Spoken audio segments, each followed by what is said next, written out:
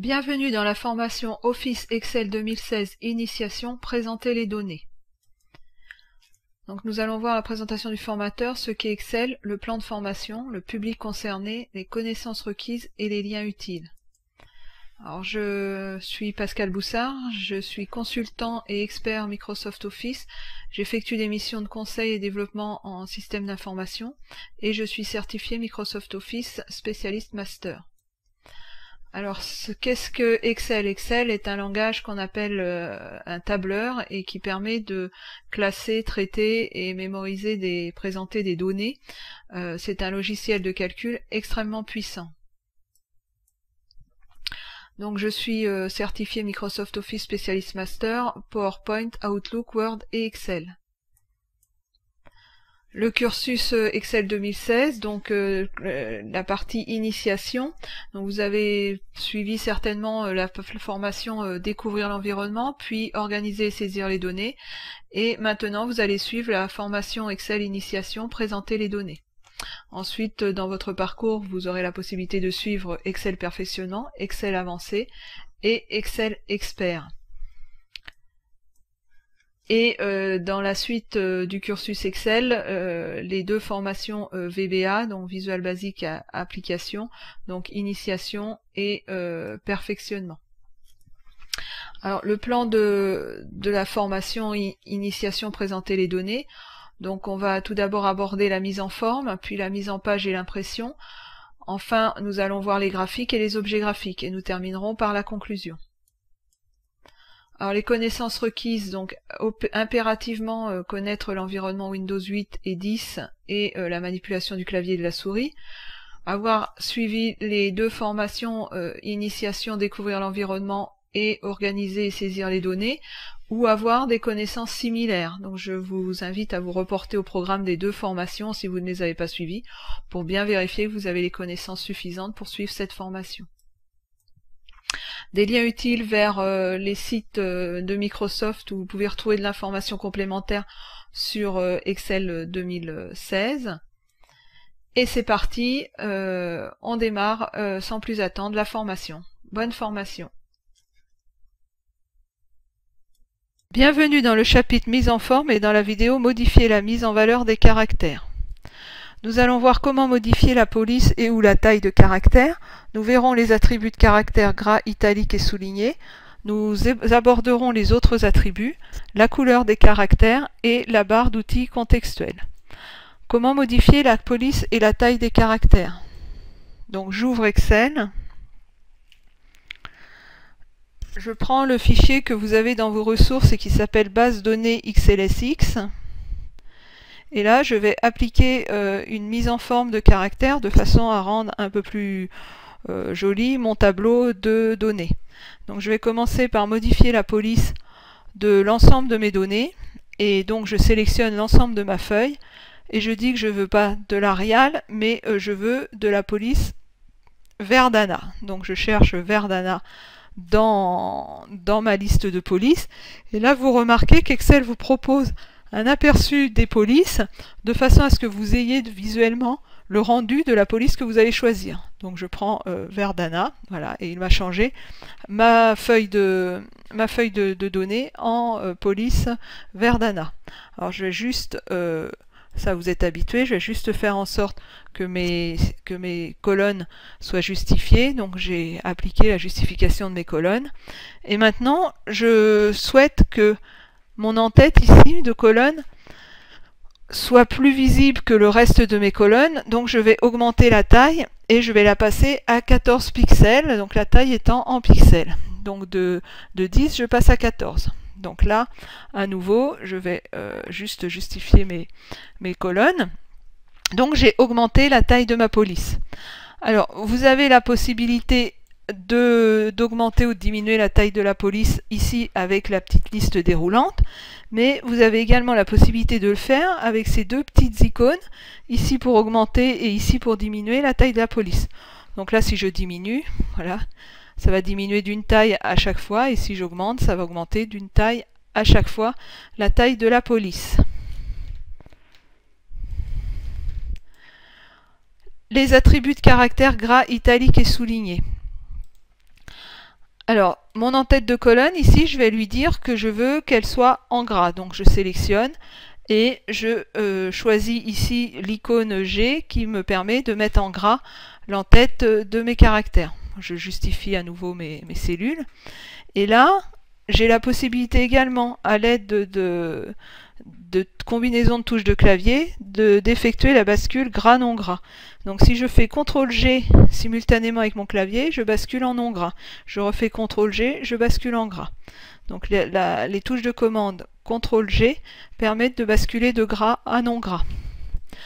Alors je vais vouloir mettre ma colonne A en italique. Donc deuxième attribut italique. Donc c'est ici le petit i. Donc je clique sur italique et ma colonne bascule en italique. Ici, vous visualisez qui m'indique que je suis en gras et en italique. En fait, je suis en gras et en italique sur la première cellule, mais sur les autres cellules, je suis qu'en italique. Donc de la même façon, avec le clavier, en faisant CTRL-I, je bascule de italique à non italique. Donc là, je bascule avec CTRL-I en maintenant la touche CTRL et la touche I enfoncées simultanément. Je vais effectuer une mise en forme, une mise en valeur à l'aide de l'attribut souligné. Donc ici, je vais souligner ma colonne B, toutes les cellules de ma colonne B. Et je peux également ici souligner soit d'un simple trait, soit d'un double trait. Donc ici, vous avez une bascule qui permet à l'aide de la petite flèche de basculer de souligner simple trait à souligner double trait. Je vais rester en souligner simple trait. Et donc, ces attributs, ils peuvent être combinés. C'est-à-dire que je peux faire ici du gras, de l'italique et du souligné. On peut combiner les attributs.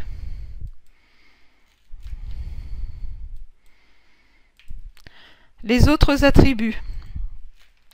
Donc ici, dans cette colonne-là, je souhaite en fait barrer l'ensemble de mes cellules. Et on s'aperçoit qu'ici, on n'a aucun attribut qui permet de barrer une cellule. Mais par contre, j'ai une petite poignée ici qui me permet d'avoir des attributs supplémentaires. Et donc sur une fenêtre qui va s'ouvrir. Et donc dans l'onglet Police, ici, j'ai l'attribut barré. Donc je clique sur l'attribut barré. Et je clique sur OK et ma colonne a été barrée par cet attribut barré.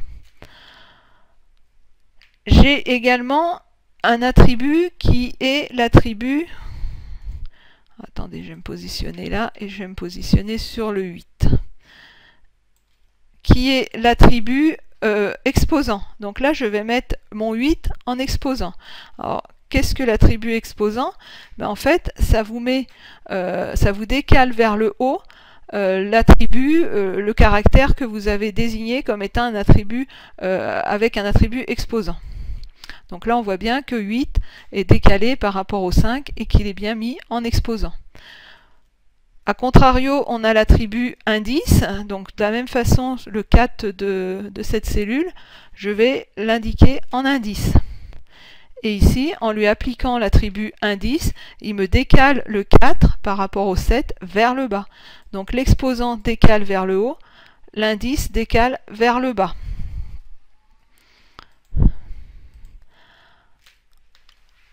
On peut de la même façon mixer les attributs ici avec les autres attributs. On retrouve ici dans notre liste, dans notre fenêtre supplémentaire, les attributs italique gras et gras italique tels qu'on les a vus tout à l'heure grâce aux icônes ici. Et le soulignement, on le retrouve ici au niveau de notre fenêtre d'attributs supplémentaires.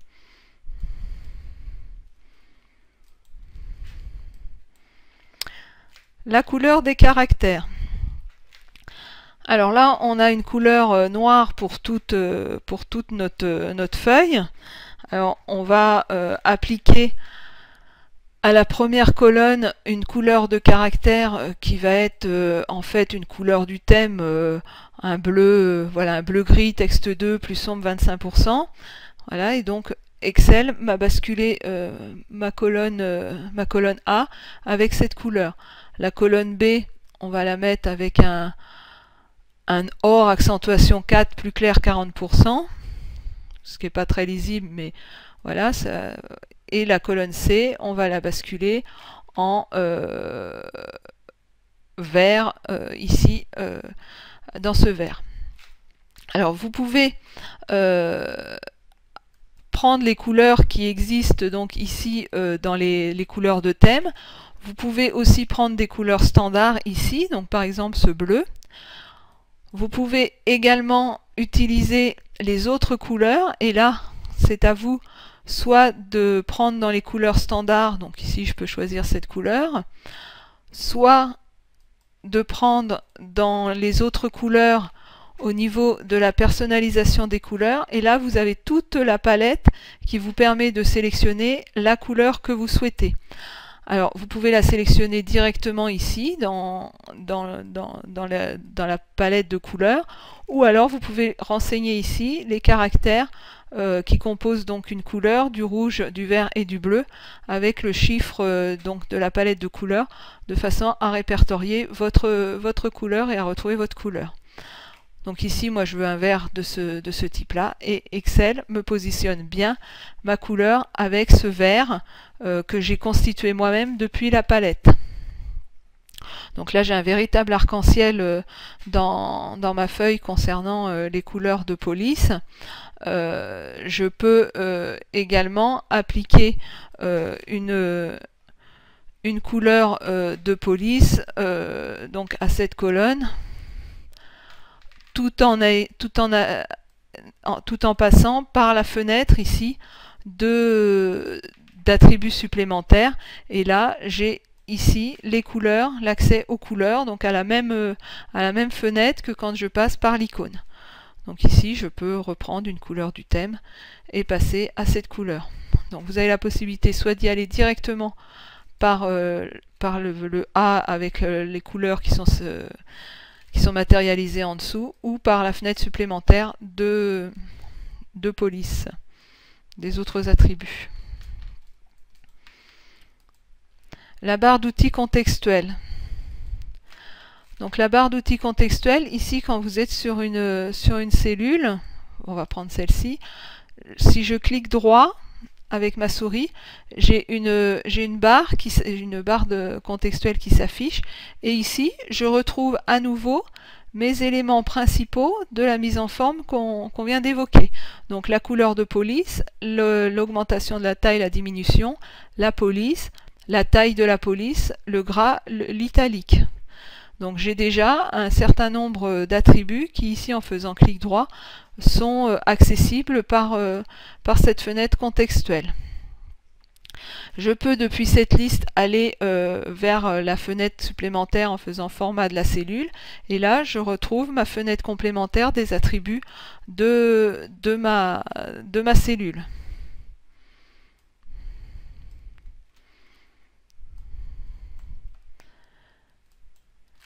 Qu'avons-nous couvert dans cette vidéo? La mise en forme des caractères, police, couleur et taille. Donc vous pouvez modifier la police ou la taille de caractères. Vous pouvez mixer des attributs dans une cellule. Les attributs gras, italiques, soulignés peuvent être mixés. Et vous avez la possibilité de modifier la couleur de la police, soit en appliquant une couleur du thème, soit une couleur standard, soit une couleur que vous avez au niveau de la palette de couleurs. Bienvenue dans le chapitre mise en forme et dans la vidéo appliquer des bordures aux cellules. Nous allons voir les bordures prédéfinies, puis nous évoquerons comment personnaliser les bordures avec les autres types de bordures. Nous aborderons comment tracer une bordure et comment effacer des bordures. Les bordures prédéfinies. Donc j'ouvre Excel ici et je ouvre le classeur que vous avez dans vos ressources, base données XLSX. Voilà. Et donc là, je vais donc appliquer des bordures en fait à ma ligne d'en-tête de colonne, et je vais dire que je veux que j'ai des bordures, donc toutes les bordures, ici à l'aide donc de la liste déroulante que vous avez dans Police et dans ce qui est matérialisé ici comme les bordures. Donc je fais toutes les bordures. Et là, donc Excel m'a tracé des bordures autour de chacune des cellules de cette ligne de colonne. Ici, sur cette partie de mon tableau, je vais appliquer une bordure extérieure épaisse. Donc je clique ici sur bordure extérieure épaisse, et donc Excel a matérialisé une bordure extérieure de toute cette zone avec une épaisseur plus importante que celle de ma zone ici. À l'intérieur de cette zone ici, je vais appliquer une bordure prédéfinie qui va être en fait une double bordure en haut et en bas. Voilà, une double bordure en bas et une bordure simple en haut. Et ainsi de suite. Ici, j'ai le choix, donc une bordure inférieure, une bordure supérieure, gauche, droite, aucune bordure.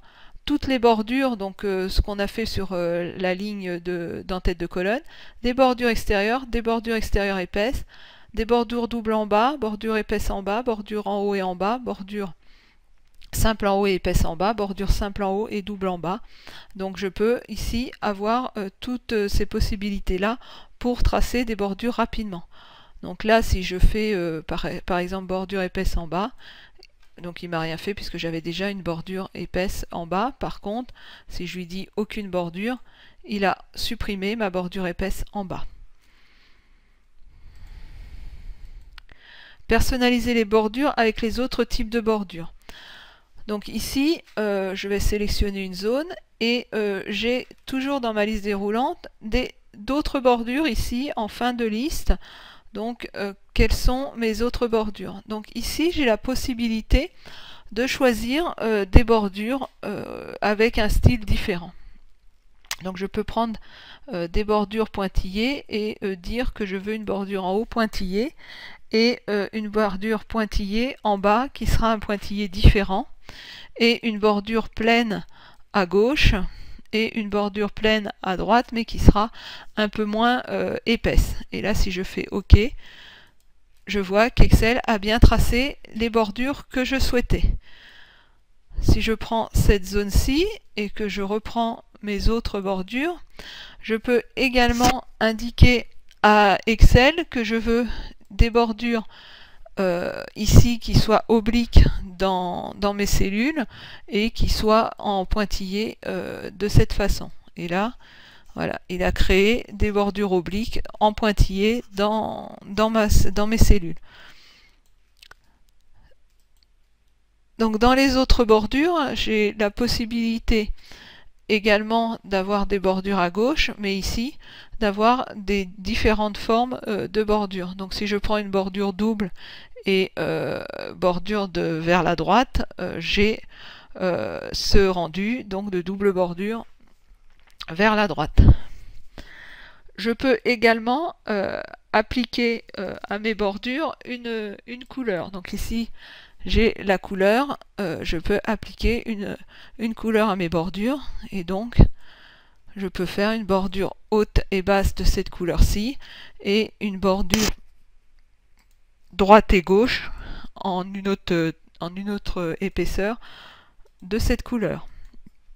Et donc, Excel a bien pris la couleur de mes bordures. Donc, les bordures, vous avez la possibilité ici, grâce à Autre bordure, de créer d'autres styles de bordures que ceux qui sont prévus dans la liste des bordures prédéfinies.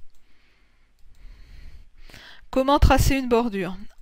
Alors là, on a utilisé l'outil d'Excel qui permet de rapidement faire une bordure. Par contre, donc, vous avez un outil ici qui permet de tracer des bordures. Donc, je prends l'outil tracer une bordure et je lui dis que je veux tracer une bordure de cette façon-là. Voilà. Et là, Excel a tracé une bordure. Je veux tracer à nouveau une bordure sur cette zone-là. Excel a tracé une bordure. Et ensuite, alors, d'une part, en vous mettant sur la bordure, vous pouvez, en déplaçant la souris, faire en sorte de faire une bordure autour d'une zone. Ensuite, vous pouvez, pour chaque cellule ici, juste en cliquant sur la bordure, appliquer la bordure à la zone de la cellule, enfin à la bordure de la cellule concernée. Donc là, quand je clique ici sur la bordure bas, il me met une bordure sur cette zone du bas de la cellule. Là à gauche, là en bas, là en bas, là à droite, là en bas, etc. Tout en cliquant avec ma souris sur la bordure.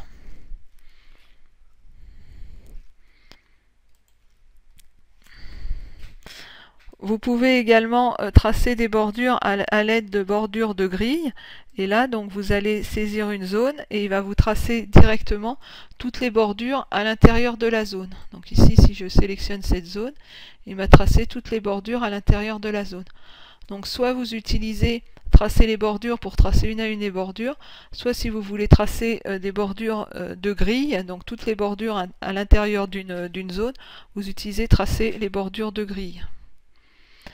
À savoir que pour tracer les bordures, vous devez au préalable choisir le style de trait ici que vous souhaitez. Donc là, on était sur une bordure simple. Si je choisis une bordure double, là, il va me tracer en fait des bordures doubles. D'accord? Et de la même façon, vous devez choisir ici la couleur de ligne au préalable avant de tracer vos bordures. Je vais descendre un peu avant de tracer vos bordures. D'accord? Donc l'outil de traçage, il faut que vous ayez choisi la couleur et le style avant de tracer vos bordures. Comment effacer des bordures? Donc maintenant qu'on a fait un petit peu un beau patchwork de bordures, là, on va en effacer certaines. Donc ici, vous avez un outil qui s'appelle effacer les bordures.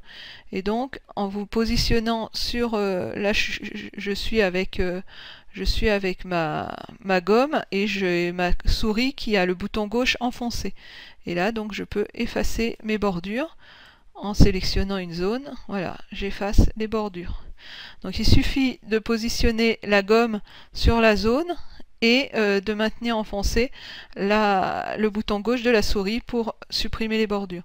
Si vous cliquez sur une bordure, il va juste supprimer la bordure considérée. Là, je clique juste sur la bordure que je veux supprimer. Quand je veux supprimer une zone, j'enfonce le bouton et je me déplace avec ma gomme sur l'ensemble de la zone où je veux supprimer mes bordures. Voilà, donc là, hop, là, je clique ici, je clique là et je clique là pour supprimer les bordures de cette zone. Donc qu'avons-nous couvert dans cette vidéo? Comment appliquer ou tracer des bordures? Donc vous pouvez appliquer des bordures prédéfinies directement sur une zone ou sur des cellules, et vous pouvez tracer des bordures à la main à l'aide de l'outil de traçage de bordure en ayant pris soin au préalable de choisir la couleur et la nature des bordures pour tracer ces bordures. Et enfin, nous avons vu comment effacer des bordures, donc soit une zone de bordure, soit des bordures une à l'aide de la gomme. Bienvenue dans le chapitre mise en forme et dans la vidéo appliquer une couleur de fond aux cellules. Nous allons voir comment remplir les cellules avec une couleur de fond. Alors, j'ouvre Excel. J'ouvre le fichier que vous avez dans vos ressources, donc base de données XLSX. Et ici, je vais appliquer à ma ligne dans tête de colonne une couleur de fond. Pour ce faire, donc, je sélectionne mes cellules. Et ensuite, ici, vous avez un petit icône avec un pot de peinture et une couleur qui vous permet de mettre une couleur de fond aux cellules sélectionnées. Donc si je clique ici directement, Excel va mettre en fait le jaune puisque c'est la couleur ici qui était sélectionnée. Ça me plaît pas trop comme couleur, donc je vais choisir une autre couleur et je vais prendre plutôt un gris ici dans la couleur de thème, un gris ici de couleur. Et là, vous remarquez que Excel a mis par défaut la dernière couleur que j'ai choisie, donc ce gris-là.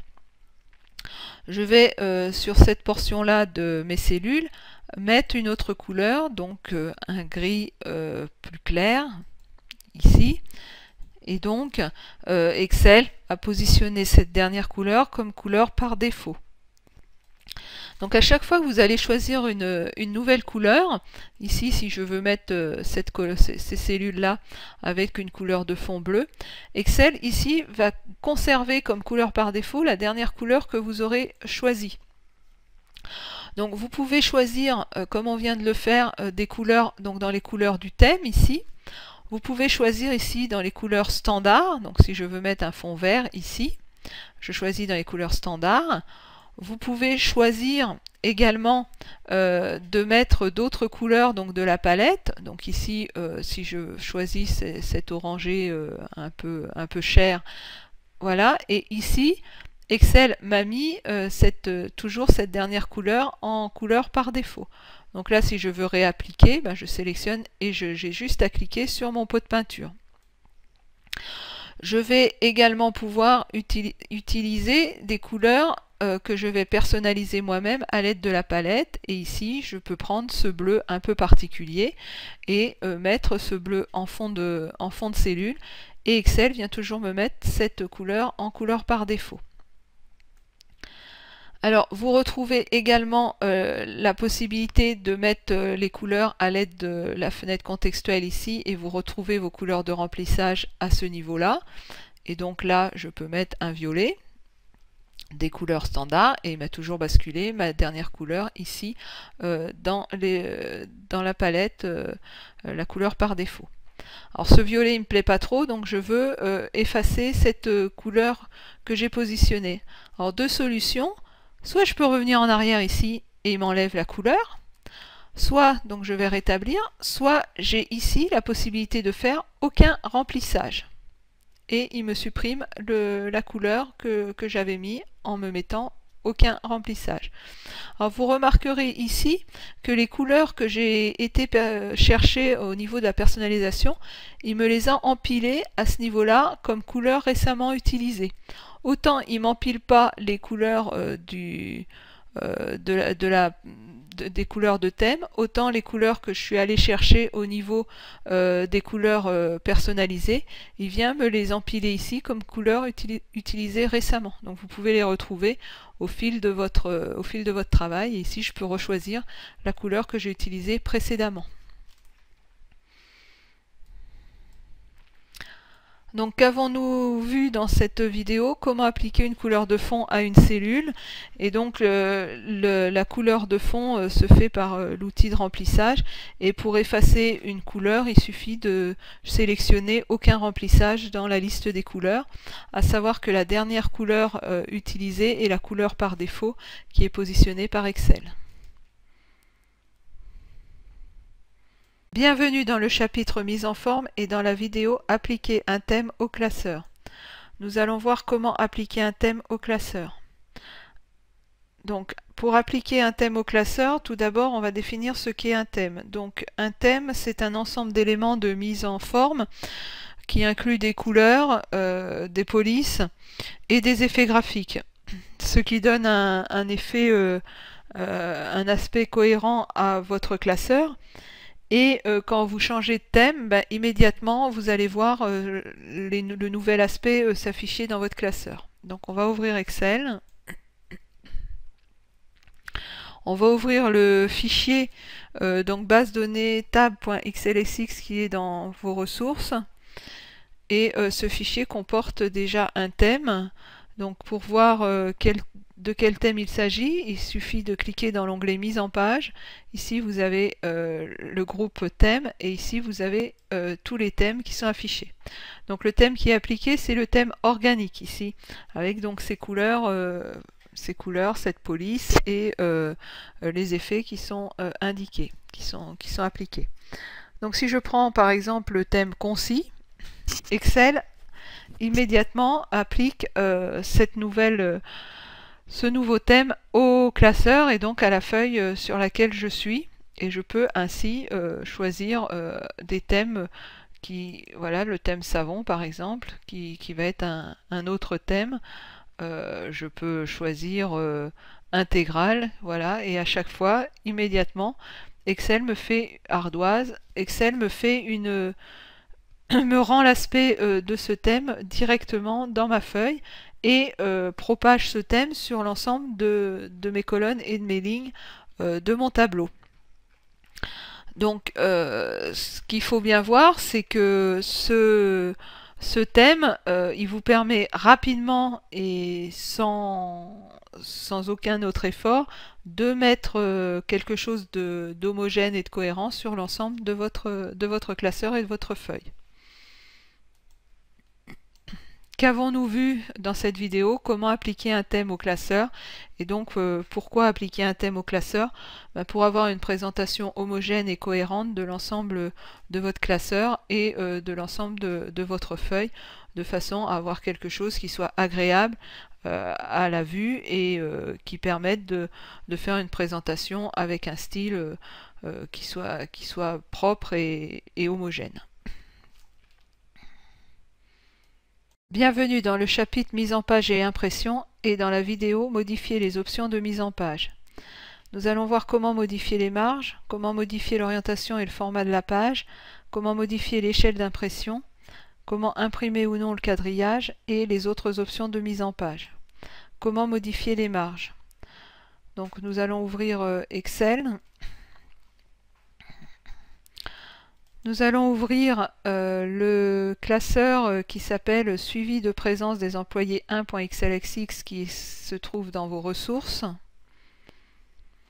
Et là, je vais passer en mode d'affichage mise en page de façon à pouvoir visualiser les différents résultats des changements d'options de mise en page. Donc c'est dans l'onglet affichage et dans ici mise en page. Donc pour modifier les marges, ça se situe dans mise en page, ici dans le groupe mise en page et dans la fonctionnalité marge. Donc nous sommes ici en marge normale. Si je veux passer en marge large, donc je demande à Excel de passer en marge large. Et là, je vais réduire aussi le zoom de façon à ce qu'on visualise mieux, voilà, à ce qu'on visualise mieux le rendu. Donc là, on est passé en mise en page en marge large, donc je vais passer en marge étroite et là vous allez voir, voilà, donc Excel a décalé ma mise en page pour passer en marge étroite. Je peux également personnaliser la marge, donc ici je peux mettre que je veux 2 cm 6 à droite et à gauche, et en bas je veux on va mettre 3 cm 9 et en haut on va mettre 4 cm 4. Et vous allez voir que voilà, ça s'est repositionné, la mise en page s'est repositionnée sur ma page avec cette nouvelle marge que j'ai positionnée. Donc on va revenir en marge normale. Voilà. Donc maintenant on va passer à comment modifier l'orientation et le format de la page. Alors pour modifier l'orientation, c'est toujours dans ce groupe mise en page de l'onglet mise en page et c'est ici la fonctionnalité orientation. Donc on a le choix entre deux orientations, portrait, donc le sens vertical de la page, ou paysage, le sens allongé de la page. Donc si je prends, si je change et que je mets en portrait, voilà, donc Excel a basculé mon mode de mise en page en portrait. Et si je rebascule en paysage, voilà, il a rebasculé mon mode en paysage. Donc je visualise ici puisque je suis ici en grande largeur alors que tout à l'heure quand j'étais en mode portrait, donc ici je suis en 26, quand j'étais en mode portrait j'étais en petite largeur en 18 et en grande largeur en hauteur. Donc je vais me remettre en paysage. Et donc de la même façon, ici je peux modifier le format de ma page. Ici je suis en lecteur 8,5 par 11 pouces, ce qui est une mesure anglaise, anglo-saxonne. Donc là je vais passer en format français, donc format A4, le format traditionnel d'une page de papier ordinaire, normale. Et donc j'ai positionné ma page dans la dimension qui va être accepté par mon imprimante. Modifier l'échelle d'impression. Alors modifier l'échelle d'impression, c'est très pratique parce que ça permet notamment de rapidement pouvoir faire tenir sur une page l'ensemble de votre feuille. Donc là, ça se situe dans ce groupe mise à l'échelle. Et là, si je dis que je veux que ma page tienne, que ma feuille tienne sur une page d'impression, je lui dis qu'en largeur je veux une page et en hauteur je veux une page. Excel calcule directement l'échelle et met l'échelle ici à 68%. Par contre, je dis, ah non, mais je veux être sur une mise en page avec une échelle à 100%. Donc ici, je positionne mon échelle à 100%. Donc je n'ai plus le mode d'ajustement. Et ici, Excel va calculer. Et Excel me met ma feuille sur 2 pages. C'est pas très joli et pas très exploitable. Donc je vais dire à Excel, ben non, finalement je veux que tout tienne sur une page. Et donc Excel va se charger de recalculer l'échelle de façon à positionner ma feuille sur une seule page. Imprimer le quadrillage. Alors ça peut être pratique d'imprimer le quadrillage quand on n'a pas un tableau constitué. Et donc pour ce faire, ça se situe ici dans Options de la feuille de calcul, toujours de l'onglet Mise en page. Et ici, vous avez 2 boîtes à cocher qui permettent soit d'afficher le quadrillage, donc si je coche, j'ai le quadrillage qui s'affiche, soit de l'imprimer, soit voilà, l'un ou l'autre. Donc le mieux, c'est de le visionner déjà à l'écran pour voir ce que ça donne. Et donc, ce rendu-là sera imprimé sur votre document. C'est-à-dire que tout le quadrillage là sera imprimé. Alors là, dans le cadre de notre tableau qui est joliment mis en forme, c'est pas forcément opportun de l'imprimer. Donc à ce moment-là, vous décochez ici imprimer, et sur l'affichage, c'est vrai que c'est beaucoup plus joli sans le quadrillage. Donc sachez qu'ici, vous pouvez ou non imprimer le quadrillage sur votre feuille papier, ce qui peut apporter de la lisibilité dans certains cas lorsqu'on n'a pas un tableau qui est mis en forme de cette façon. Les autres options de mise en page. Alors ici, vous avez une petite poignée qui permet d'accéder à l'ensemble des options de mise en page. Donc on a vu l'orientation, on vient de voir l'échelle, on a vu le format du papier. Donc la qualité d'impression, ici vous pouvez agir sur la qualité d'impression. Donc une qualité moyenne, c'est 600 pixels par pouce. Une qualité plus vers du brouillon, c'est 300 pixels par pouce. Et une qualité plus, on va dire, plus jolie, plus poussée, c'est 1200 pixels par pouce. Donc vous choisissez le rendu que vous souhaitez, sachant que 600 c'est du, on va dire, normal pour du texte, 1200 c'est plus pour des détails photographiques où on choisira cette qualité d'impression, sachant qu'on est sur du pixel par pouce et qu'on a c'est une haute qualité d'impression à 1200 pixels par pouce. Donc on a vu les marges. Alors vous avez en supplément au niveau des marges la possibilité de centrer horizontalement et verticalement votre tableau sur la page. Donc Excel en fait va entre guillemets s'affranchir des marges puisque lui va centrer vos données sur la page tant en largeur qu'en hauteur. Ensuite, donc nous avons la possibilité de réserver une place à l'entête et au pied de page dans cette définition des marges.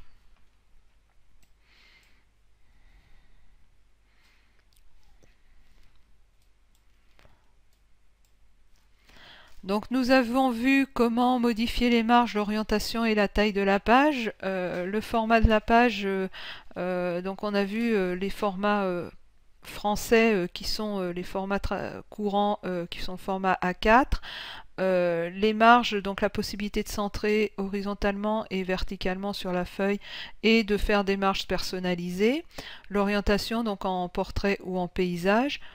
Les différentes options d'impression, donc on a vu la qualité d'impression.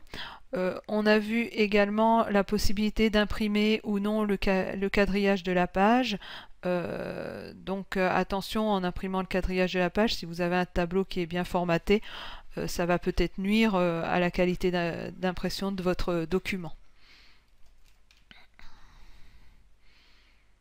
Bienvenue dans le chapitre mise en page et impression et dans la vidéo créer une zone d'impression. Nous allons voir comment créer une zone d'impression.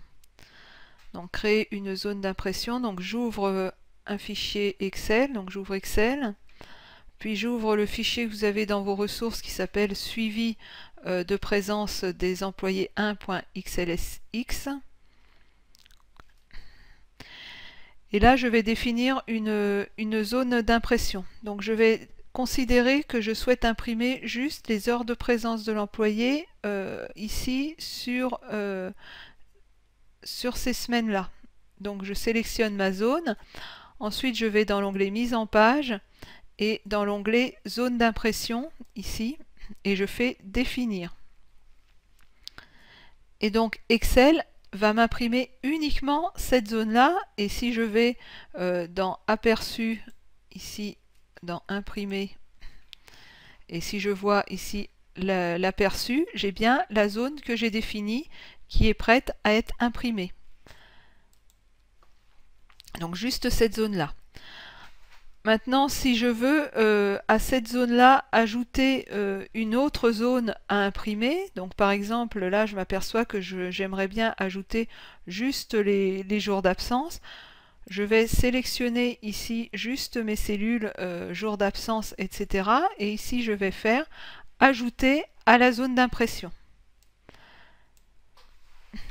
Et donc là, quand je vais visualiser en fait ce qui va être imprimé, je vais avoir sur la première page ma première zone d'impression et sur la deuxième page ma deuxième zone d'impression.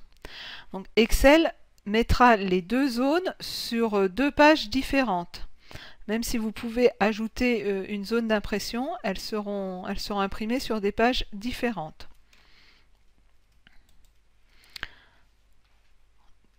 Donc comment je peux maintenant annuler cette zone d'impression? Il suffit ici que j'aille dans zone d'impression et que je fasse annuler.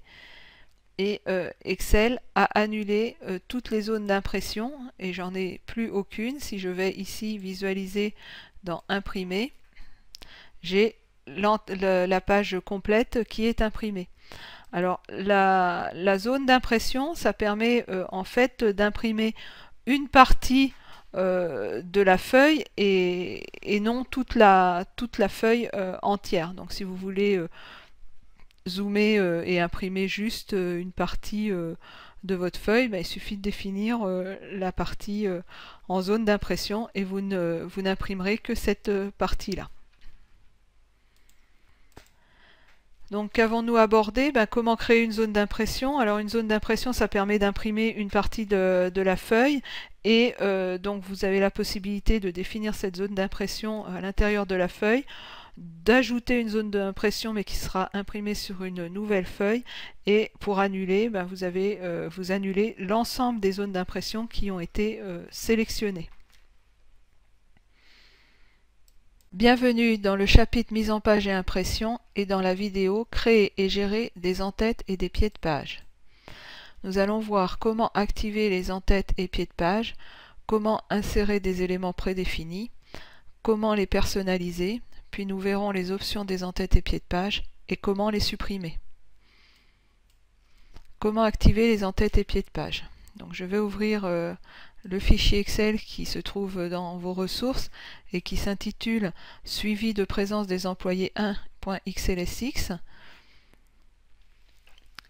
Et donc je vais définir ce qu'est un en-tête et un pied de page. Donc ce sont des zones qui sont réservées par Excel et qui permettent d'imprimer le contenu sur chaque page, soit en haut soit en bas de la page. Donc l'en-tête est imprimée en haut de la page et le pied de page en bas de la page.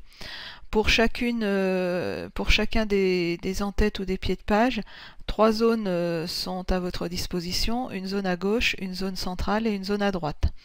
Et donc ces 3 zones, que ce soit en en-tête ou en pied de page, seront imprimées si elles contiennent du contenu sur chacune des pages. Comment accéder à l'en-tête ou au pied de page? Donc c'est dans l'onglet Insertion.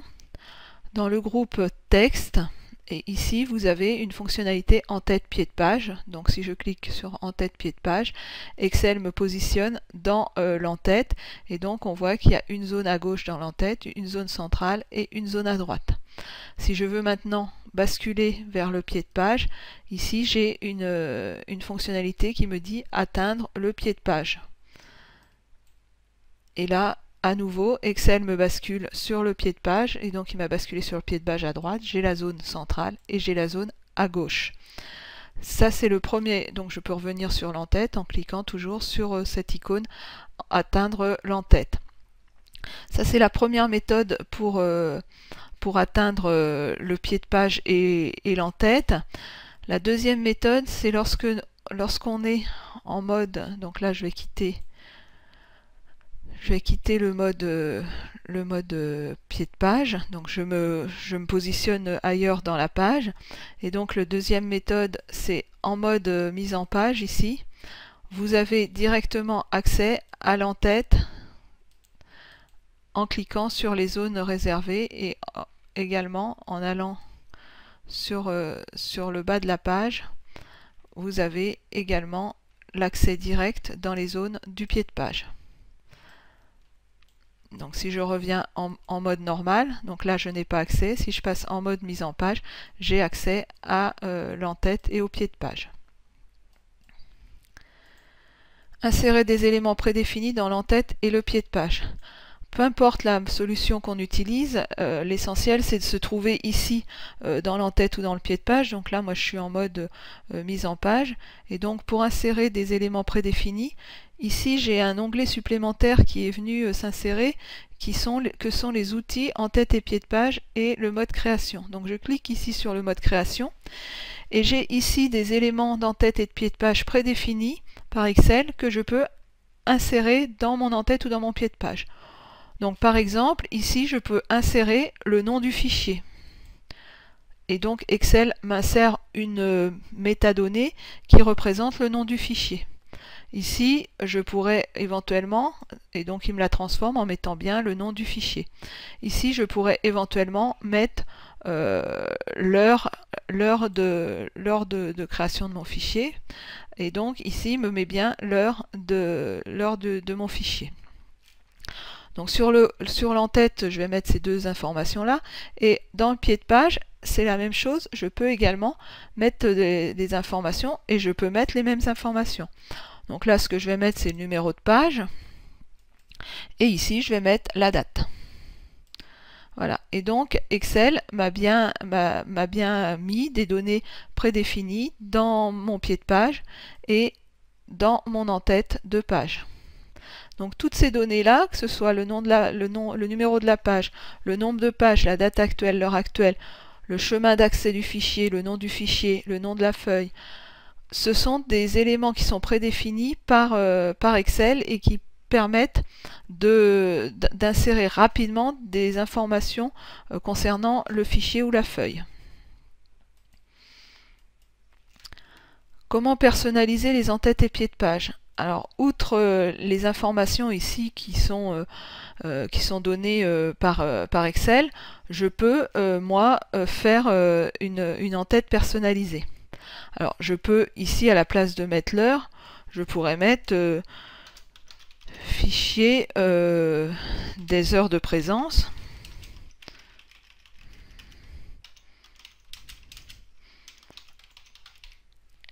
Et donc, ici, rien n'empêche d'indiquer du texte, et Excel a bien compris et mettra fichier des heures de présence à cet endroit-là sur chaque feuille de mon impression.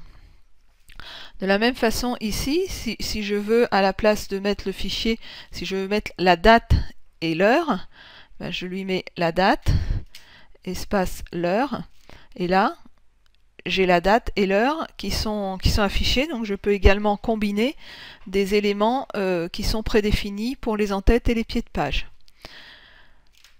Et je peux mixer également des éléments.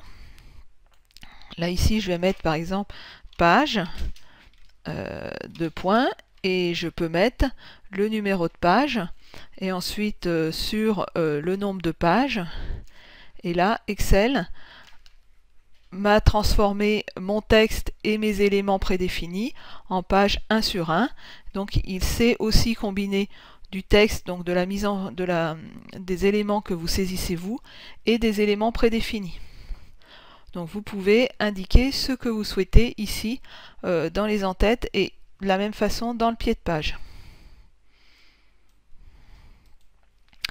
Les options des en-têtes et pieds de page. Donc ici dans création, vous avez ici des options et donc certaines options qui sont en fait la première page différente. Alors ça, si je clique sur la première page différente, en fait ma première page aura une en-tête et un pied de page que j'aurai défini, et les autres pages une en-tête et un pied de page que j'aurai également défini. De la même façon, je peux différencier les en-têtes et pieds de page des pages paires et des pages impaires. Et ensuite, je peux ici, en enlevant la mettre à l'échelle du document, vous avez vu que ça a changé la taille de ma police. Donc si vous voulez rester en cohérence avec votre document, il est préférable de garder l'échelle du document. Et de la même façon, aligner sur les marges de la page, si je l'enlève, voilà, vous avez vu que ça avait décalé un petit peu. Donc l'en-tête et le pied de page vont se caler par rapport aux marges définies de ma page. Donc ce sont les principales options des en-têtes et pieds de page. Supprimer les en-têtes et pieds de page. Donc là, si je veux supprimer les en-têtes et pieds de page, la première solution, c'est de sélectionner ce que j'ai inséré et donc de faire supr avec la touche du clavier, supprimer avec la touche supr du clavier. La deuxième méthode, c'est ici de saisir dans en-tête aucun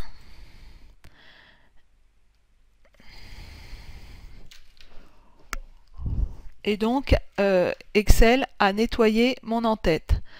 De la même façon, je peux nettoyer le pied de page. Et donc ici, si je fais aucun dans le pied de page,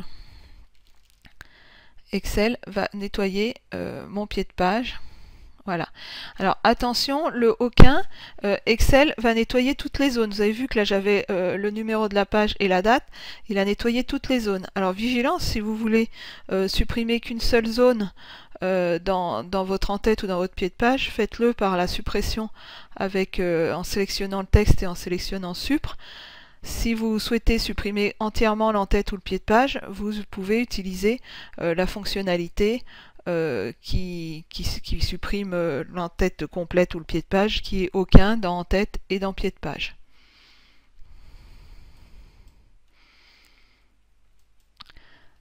Qu'avons-nous vu dans cette vidéo? Donc comment créer les en-têtes et de pieds de page prédéfinis ou personnalisés. Donc on peut mixer des éléments prédéfinis avec des éléments personnalisés et des éléments prédéfinis entre eux. Donc il y a trois zones d'en-tête et de pied de page, une zone à gauche, une zone centrale et une zone à droite.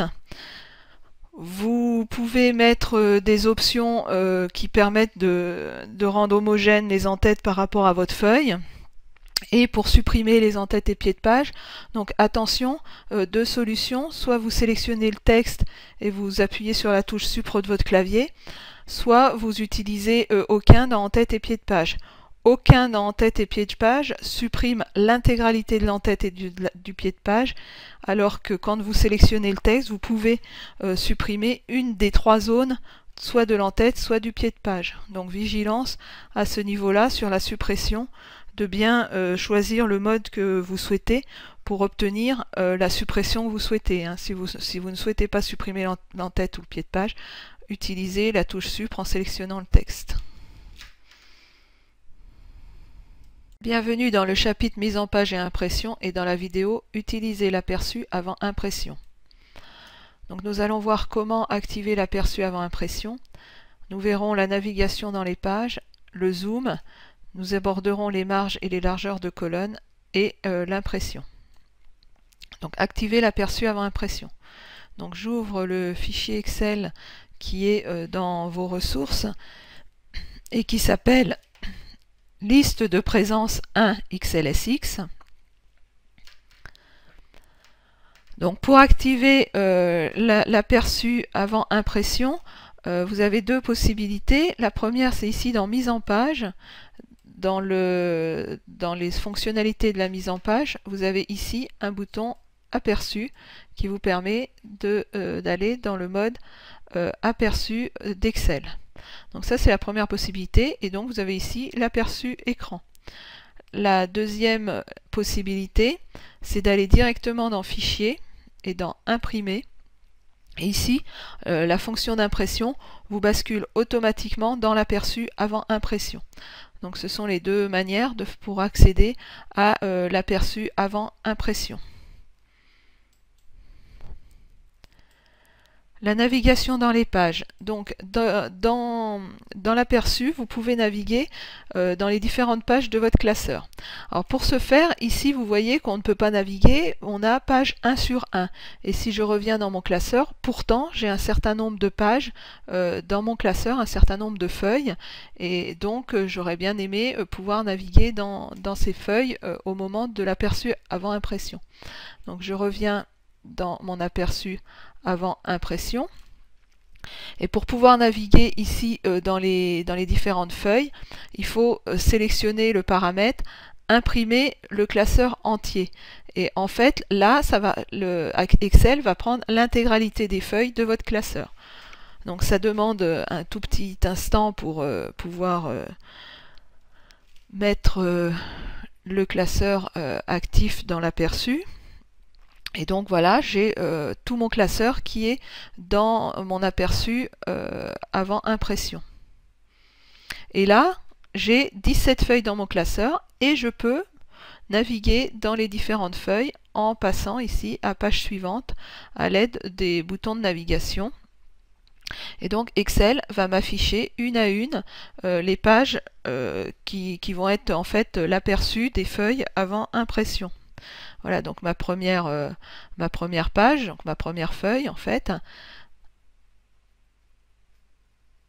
enfin ma deuxième page, pardon, là on va aller sur la troisième page, voilà, la quatrième page, et ainsi de suite, je ne vais pas aller jusqu'au bout, et pour revenir sur une page précédente, il suffit de cliquer ici sur la page 3, sur le petit triangle qui est à gauche de la page courante, de façon à pouvoir revenir sur les pages précédentes. Le zoom. Donc de la même façon, ici, on peut utiliser le zoom pour voir un petit peu mieux notre aperçu avant écran. Donc il suffit que je clique ici sur mon aperçu avant écran, et ici que je lui dise que je veux zoomer sur la page.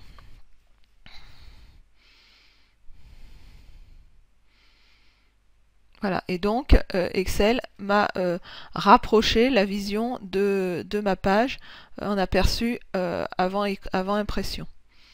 Donc ici, vous pouvez activer ou désactiver le zoom à l'aide de ce petit icône. Voilà, donc ici, zoom sur la page.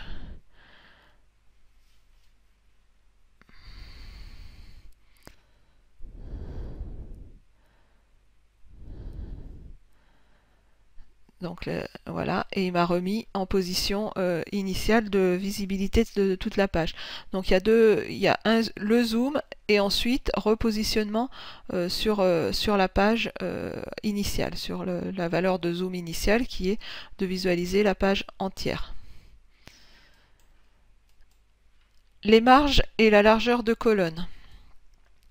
Donc ici, vous avez un outil qui permet également d'agir sur les marges. Donc ici, la marge d'en-tête, ici, la marge globale. De la même façon pour le bas de page, et pour les marges de gauche et droite. Donc ici, je peux augmenter la marge à gauche par ces petits outils, donc en me positionnant sur la poignée ici en haut. Et également, je peux agir sur la largeur de colonne. Ici, vous avez matérialisé chaque colonne avec une poignée, et donc si je veux diminuer cette largeur de colonne, je me positionne sur la poignée et je diminue la largeur de colonne. Donc les marges et les largeurs de colonne sont accessibles ici par ce petit outil largeur, afficher les marges, et donc d'une part ça permet de modifier les marges, mais ça permet également de modifier la largeur de colonne. L'impression. Donc l'impression, d'une part, il faut avoir une imprimante déjà définie dans la zone d'impression. Alors ça peut être une imprimante physique ou ça peut être une imprimante qui permet d'imprimer en PDF, il n'y a aucun souci. Donc l'impression, vous retrouvez ici des éléments qui permettent de configurer l'impression.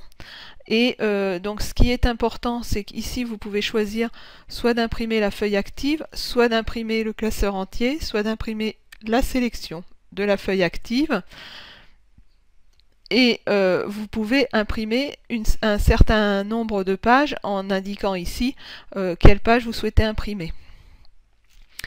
Ensuite, vous avez l'ordre d'impression des pages, donc soit non assemblé ou soit assemblé. Donc assemblé, il va faire 1 à 17 une première fois quand vous demandez plusieurs copies. Donc le nombre de copies, vous l'indiquez ici en haut.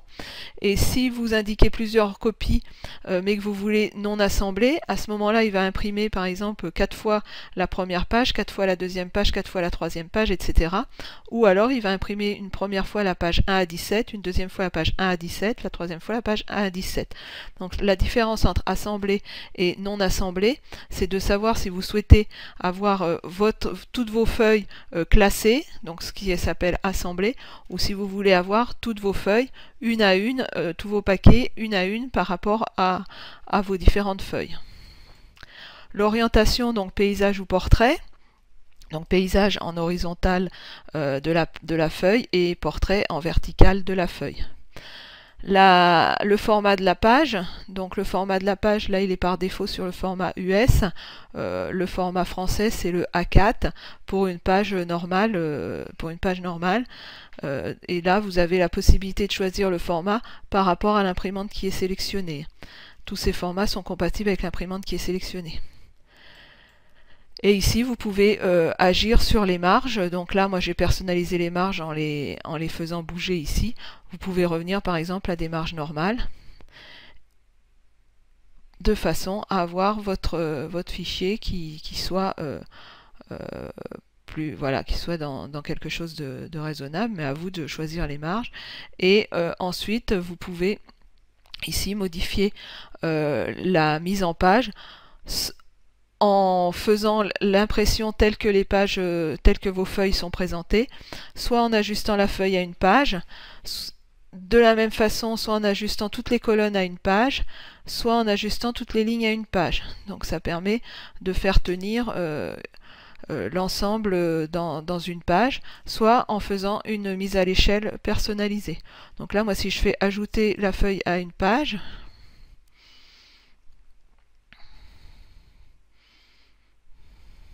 donc ça demande un petit peu de temps à Excel pour faire le travail. Voilà, et donc là, il m'a mis ma feuille à la dimension d'une page, donc elle sera imprimée en tenant sur une seule page. Et donc pour imprimer, vous cliquez sur le bouton impression et ça va lancer l'impression pour les éléments que vous avez indiqués et sur l'imprimante qui est sélectionnée. Donc avons-nous vu dans cette vidéo l'aperçu avant impression et l'impression. Donc vous pouvez imprimer soit la feuille active, soit une partie de la feuille, soit le classeur entier. Vous pouvez naviguer entre les pages pour voir ce que va donner l'impression de chacune des feuilles de votre classeur.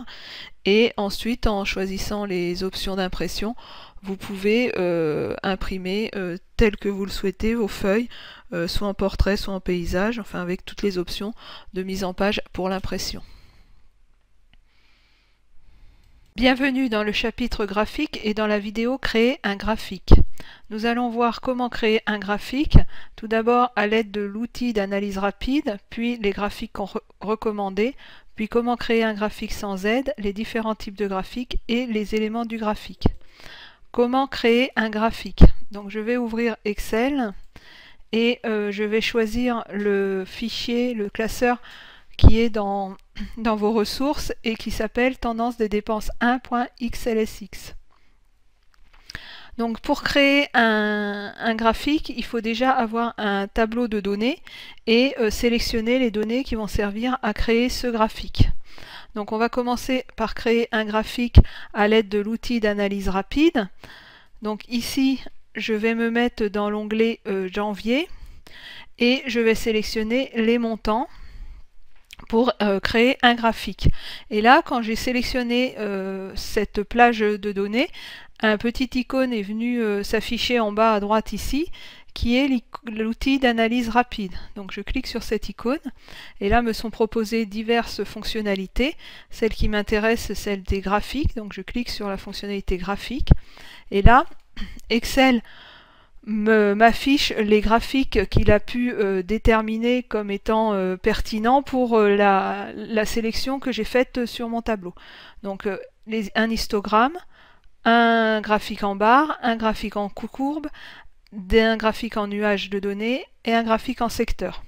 Et à chaque fois que vous passez avec votre souris au-dessus de l'icône, Excel vous montre le rendu qu'aura le graphique avec les valeurs de votre sélection une fois que vous aurez choisi ce graphique. Donc là je vais choisir l'histogramme. Donc Excel me crée un histogramme sur ma feuille de données. C'est la première méthode pour créer un graphique. Donc la deuxième méthode, ce sont les graphiques recommandés.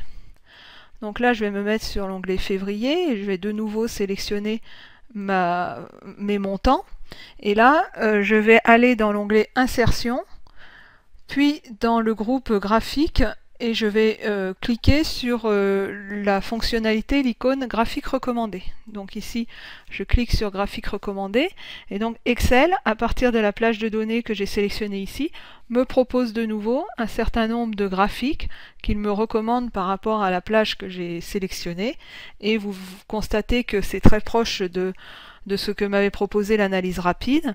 Et là, quand je clique sur chacun des graphiques recommandés, Excel m'affiche le rendu dans la partie droite de l'écran de la fenêtre, le graphique qui sera généré si je le choisis. Donc je vais effectivement choisir un graphique en courbe, donc je clique sur OK, et Excel me crée un graphique en courbe avec les données que j'ai sélectionnées ici. C'est la deuxième méthode pour créer un graphique, donc à l'aide des graphiques recommandés.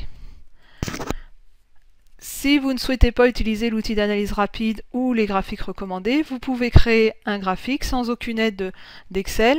Et là, donc, je vais me mettre sur l'onglet de mars. Je vais toujours sélectionner ma plage de montant. Et je vais aller dans l'onglet insertion de mon ruban, dans mon groupe graphique.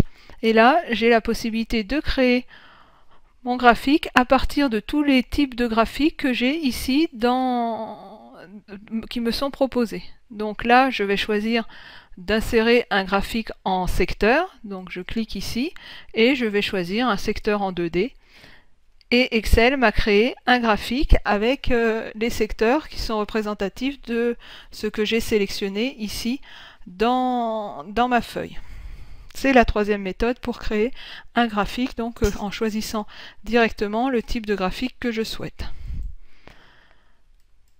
Alors on va voir les différents types de graphiques. Donc ici j'ai créé 3 graphiques différents, un histogramme, une courbe et un graphique en secteur. Alors vous allez me dire, mais pourquoi avoir choisi ce type de graphique plutôt qu'un autre? Donc le type de graphique en histogramme se prête particulièrement à la mise en valeur des évolutions sur le temps, donc sur une période donnée, ou sur la comparaison d'éléments dans une série d'éléments. Donc ici, on a comparé les montants et on voit bien que les montants sont différents selon les dépenses. Et c'est plus visuel que de le regarder sur un tableau de chiffres.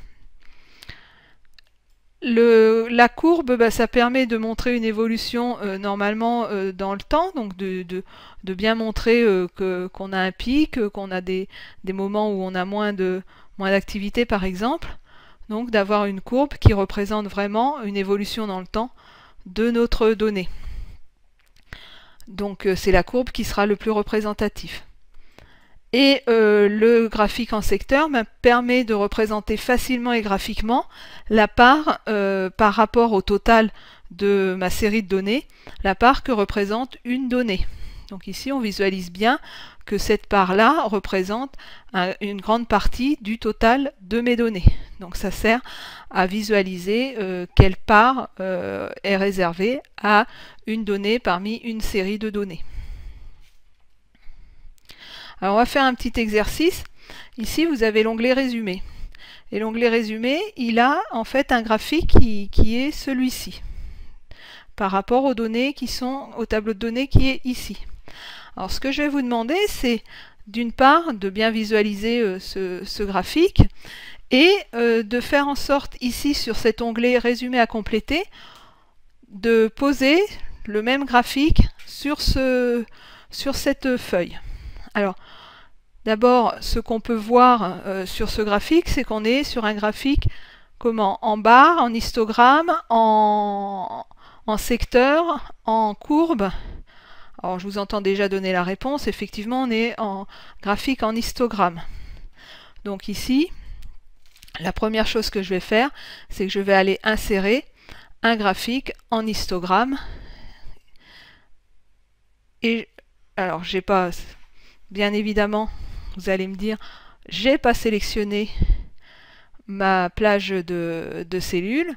Donc je sélectionne ma plage de cellules et j'insère un graphique en histogramme, donc celui-ci, et je le positionne ici sur mon graphique.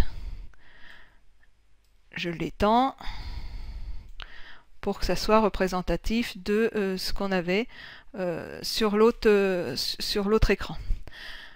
Et donc là, j'ai quasiment la représentation de mon histogramme que j'avais ici, à quelques exceptions près de graphisme. Donc c'est bien un graphique en histogramme, j'ai sélectionné ma plage de données et je retrouve mon histogramme, et en graphique recommandé, Excel a traité mon graphique tout seul directement à partir de la plage de données que j'avais saisie. Et j'ai bien la même chose que dans ce graphique. D'accord? Alors, on va voir les différents éléments du graphique. Alors, dans un graphique, on a des éléments. Donc, on a un titre ici. Donc, je vais me mettre ici. Vous avez un onglet supplémentaire, deux onglets supplémentaires qui sont venus se créer sur le ruban concernant les outils de graphique. Donc, si je vais sur Création, ici, j'ai tous les éléments que je peux trouver sur un graphique. Donc les axes, les titres des axes, le titre du graphique. Donc là, si je veux retirer le titre, je clique sur aucun et j'ai plus de titre de graphique. Les étiquettes de données. Alors une étiquette de données, c'est quoi? En fait, je vais le mettre ici. C'est l'affichage des valeurs qui correspondent à toutes nos barres, toutes nos zones de notre graphique. Alors là, ça devient un peu illisible, donc on va les retirer. Mais sachez que vous pouvez mettre des étiquettes de données et vous pouvez les positionner là où vous le souhaitez.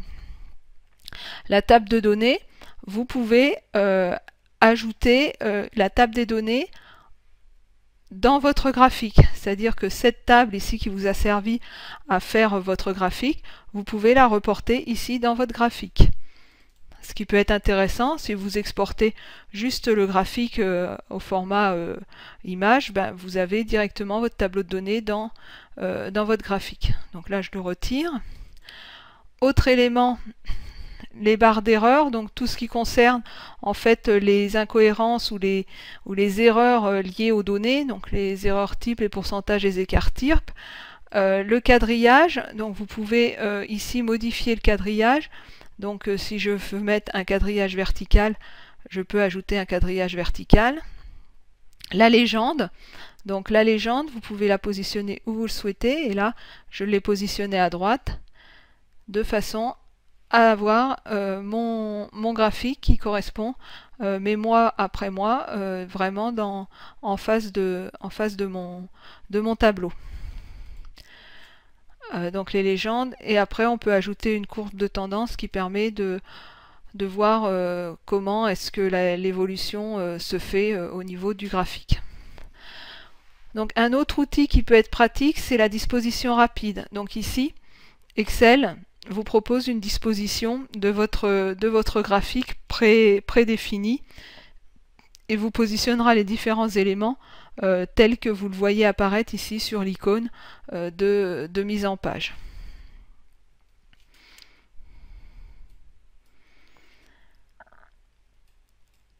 Alors qu'avons-nous couvert dans cette partie? Comment créer un graphique avec les outils d'aide et sans ces outils d'aide? Alors comment créer un graphique avec les graphiques recommandés? Comment créer un graphique tout seul en choisissant soi-même son graphique? Donc il faut absolument avoir une table de données pour pouvoir créer un graphique, et il faut avoir sélectionné les données pour créer le graphique. On a vu également quelle utilisation pour quel type de graphique. Donc on a vu trois principaux types de graphiques, les histogrammes, les courbes et les secteurs. Et on a vu que les histogrammes permettaient de voir une évolution, une tendance dans le temps, voir des éléments de comparaison sur des données de même type, voire une évolution sur des données de même type. Les courbes permettent de voir une évolution de tendance dans le temps, et les secteurs de pouvoir voir graphiquement et visuellement la part que représente un élément dans une série de données.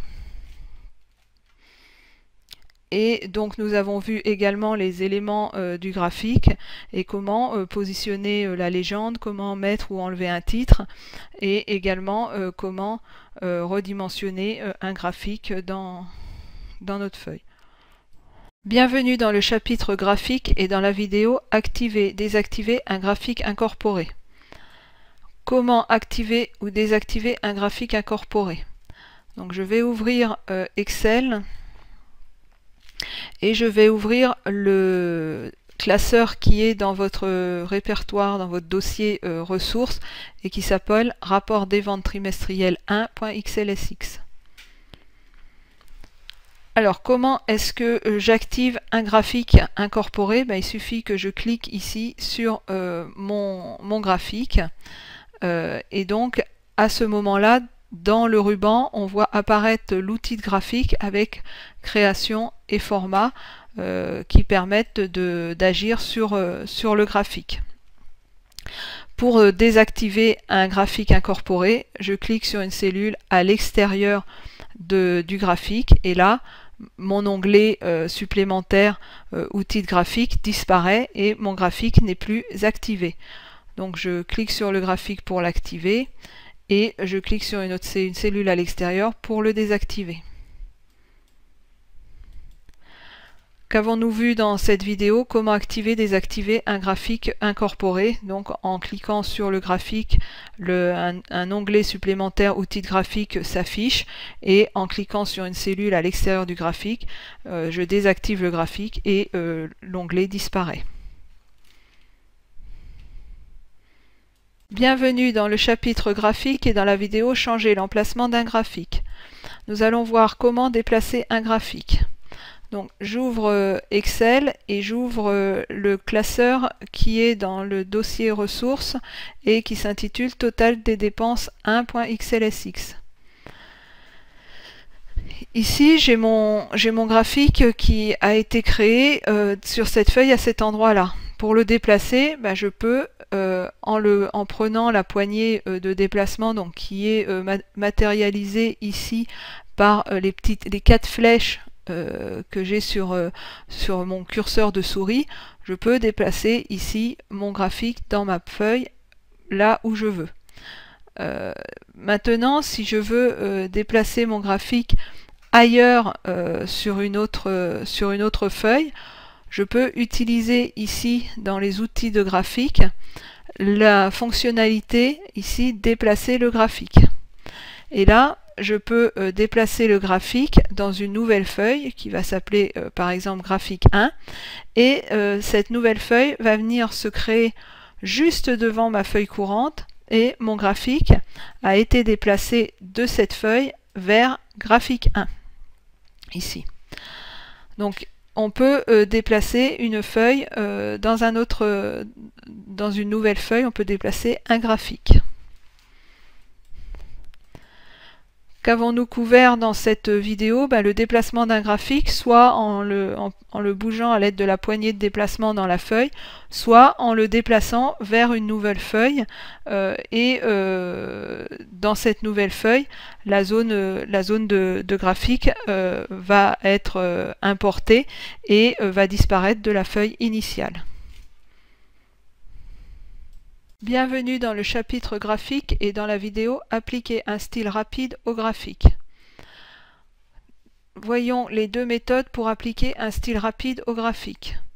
Donc j'ouvre le classeur Excel qui se trouve dans vos ressources et qui s'intitule Tendance des dépenses 1.xlsx. Et là, je vais appliquer un style à mon graphique. Donc la première méthode, c'est en fait de choisir dans les outils graphiques, le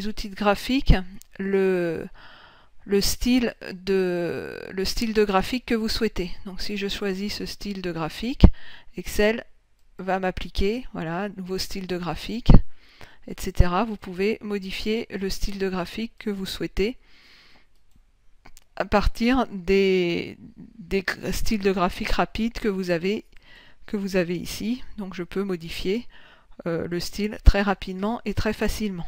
Donc vous choisissez celui qui correspond à ce que vous souhaitez. Et donc ici vous avez une petite poignée à droite ici de la liste déroulante qui vous permet d'afficher tous les styles en une seule visibilité. Donc si je veux affecter ce style là, je clique sur ce style là. Ça c'est la première méthode pour mettre un style sur mon graphique facilement à l'aide des styles de graphique du menu création d'outils de graphique. La deuxième méthode, c'est ici, à l'aide du petit pinceau que vous voyez ici, en cliquant sur le petit pinceau, j'ai mes styles qui vont apparaître ici dans une liste déroulante directement, et je peux modifier le style en cliquant sur le style qui me convient. Donc à l'aide du petit outil pinceau ici qui est à droite de ma zone de graphique. Voilà, et là j'ai tous les styles et je peux choisir le style qui me convient. Donc qu'avons-nous abordé? Comment appliquer un style rapide au graphique? Donc deux méthodes, soit à l'aide du menu outils de graphique, création et style, et avec les styles rapides de graphique, soit avec l'icône située à droite de la zone de graphique qui est le petit pinceau pour récupérer les styles de graphique dans une liste déroulante. Bienvenue dans le chapitre objet graphique et dans la vidéo créer un objet graphique. Nous allons voir comment créer des formes, comment ajouter du texte et comment insérer un objet WordArt. Comment créer des formes? Donc je vais ouvrir un classeur Excel. Donc pour insérer des formes, c'est dans l'onglet Insertion, ici dans Illustration et ici dans la fonctionnalité dans l'icône Forme. Donc ici j'ai ma liste qui s'affiche des formes qui sont à ma disposition. Donc j'ai les formes récemment utilisées qui apparaissent ici, et ensuite j'ai par catégorie toutes les formes qu'il est possible d'insérer dans une feuille Excel. Donc je vais insérer par exemple une bannière. Donc je choisis la forme que je souhaite insérer et ensuite je me positionne à l'endroit où je veux insérer ma forme, je clique sur le bouton gauche et ici je dessine la zone dans laquelle je veux insérer ma forme. Et ensuite je relâche le bouton gauche et ma forme est créée. Je peux écrire du texte sur ma forme. Formation Excel. Ici, reste à ma disposition l'outil d'insertion de forme. Donc je peux à nouveau insérer une nouvelle forme et par exemple une flèche ici dans ma feuille. Alors les formes sont indépendantes des cellules et ici je peux déplacer ma forme où je veux. Elles sont indépendantes des cellules. Ce sont des objets graphiques que je viens mettre dans ma feuille, mais en dehors de toute forme concernant les cellules. Donc ajouter du texte, donc on va être dans le même principe que d'ajouter des formes. Donc on est dans insertion, dans texte, et ici zone de texte. Et donc de la même façon, j'ai sélectionné zone de texte et maintenant je délimite la zone où je veux écrire mon texte. Donc la formation Excel est intéressante. Et ce texte, en fait, il n'est pas saisi dans une cellule, il est saisi dans une zone que je peux déplacer indépendamment de mes cellules. Cette zone de texte permet de rentrer des informations en dehors des cellules. Comment insérer un objet WordArt? Donc, de la même façon, l'onglet Insertion, dans le groupe Texte, et ici, dans la fonctionnalité WordArt. Donc ici, je vais choisir la forme WordArt que je veux insérer, donc cette forme. Excel me positionne au centre de ma feuille la forme WordArt, et je n'ai plus qu'à écrire le texte que je veux avoir sur mon objet WordArt. Alors l'objet WordArt, c'est en fait un objet texte qui a un formatage un petit peu propre, avec des effets, avec des polices et des contours et des couleurs qui sont un peu plus évolués que la zone de texte qu'on a créée tout à l'heure, qui était avec la police simple d'Excel, et donc là on est avec un rendu graphique qui est beaucoup plus joli. Donc qu'avons-nous vu dans cette partie? La création des objets formes, texte et WordArt. Donc comment amener sur une feuille des éléments graphiques qui sont indépendants des cellules et qui permettent de saisir de l'information en dehors de la feuille, en tout état de cause, en dehors des cellules, et qui permettent d'apporter du graphisme à notre feuille. Bienvenue dans le chapitre Objets graphiques et dans la vidéo Insérer un fichier image. Nous allons voir comment insérer un fichier image. Donc j'ouvre Excel et je vais insérer un fichier image dans ma feuille Excel. Donc ici je clique sur l'onglet Insertion, ensuite sur l'onglet Illustration, et je choisis soit image, soit image en ligne. Donc dans un premier temps je vais choisir image, et là Excel me propose de parcourir pour retrouver l'image. Donc l'image à insérer se trouve dans votre dossier ressources et s'appelle image.png. Et donc je peux insérer une image dans ma feuille Excel. C'est le premier moyen pour insérer une image, donc en l'insérant depuis un endroit où elle se trouve sur votre environnement de travail.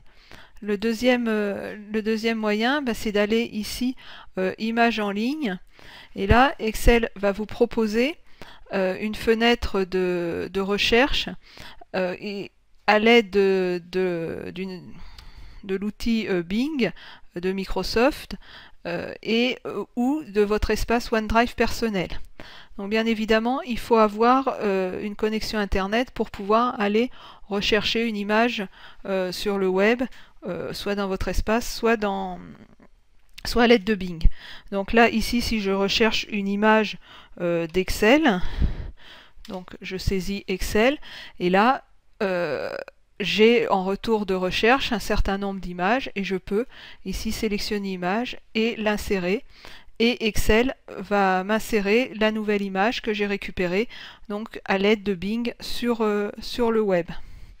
Donc deux méthodes, soit une image que vous avez sur votre environnement de travail, soit une image que vous allez rechercher à l'aide du moteur de recherche Bing, soit une image que vous pouvez avoir sur votre OneDrive via la connexion web.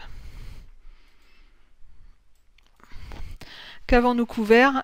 Comment insérer un fichier image, soit depuis votre environnement de travail, soit en recherchant à l'aide du moteur de recherche Bing, soit sur OneDrive si vous avez des images stockées sur votre environnement OneDrive.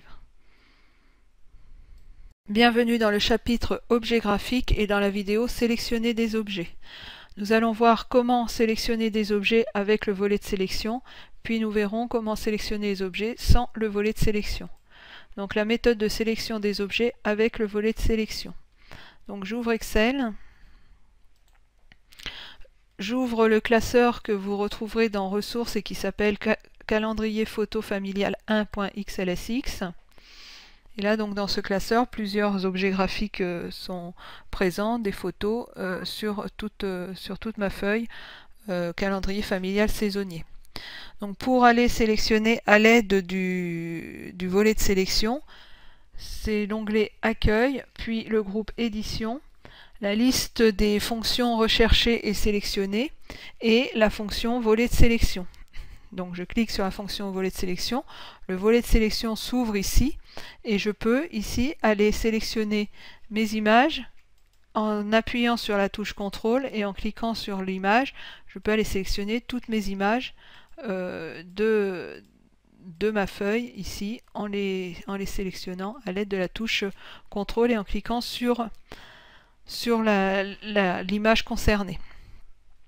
Et là, je peux, à l'aide, le fait d'avoir sélectionné ici toutes mes images, je peux les redimensionner éventuellement, je peux leur faire une inclinaison et toutes mes images auront la même dimension et la même inclinaison.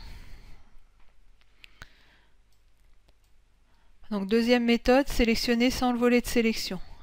Donc pour quitter le volet de sélection, je clique ici sur la croix fermée et le volet de sélection est fermé. Pour sélectionner des images, donc je désélectionne ce que j'avais sélectionné à l'aide du volet de sélection. Il suffit de cliquer sur l'image et à l'aide de la touche CTRL, de cliquer sur chacune des images en maintenant enfoncer la touche CTRL pour sélectionner plusieurs images. Donc si ces images-là, je veux les incliner dans l'autre sens, j'ai sélectionné mes trois images et je peux les incliner dans l'autre sens. Donc c'est très pratique de pouvoir sélectionner plusieurs images à la fois et ou de pouvoir les redimensionner également toutes en même temps plutôt que de les faire une par une et d'avoir des différences soit d'inclinaison soit de taille. Donc la sélection de plusieurs objets est très pratique et donc les deux méthodes c'est d'utiliser soit le volet de sélection, soit la sélection à l'aide de la touche CTRL et du clic de la souris. Qu'avons-nous vu dans cette vidéo? Comment sélectionner des objets, donc soit avec le volet de sélection, soit sans le volet de sélection à l'aide de la touche CTRL et de la souris en se positionnant sur chacun des objets.